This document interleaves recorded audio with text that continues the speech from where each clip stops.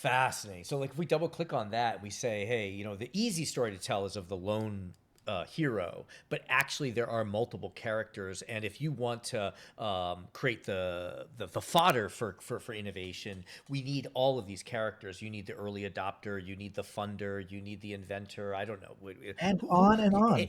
yeah. On you may not have an answer to this, but do you have a cast of characters in your mind It's a of great. I've never been asked that before, and I've never really uh-huh. thought about it before. It'd be a fun thing to play around with. Is there are, Okay. I think about like Dungeons and Dragons and the different attributes that people had and all that.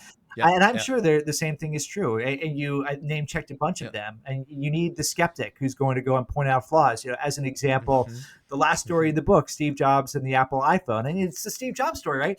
Steve Jobs was so wrong about some parts of the iPhone when it was launched in 2007. He was asked, what is the killer app? And he said, the killer app is, wait for it, the ability to make phone calls. And that's not what people wanted to do with a supercomputer in their pocket.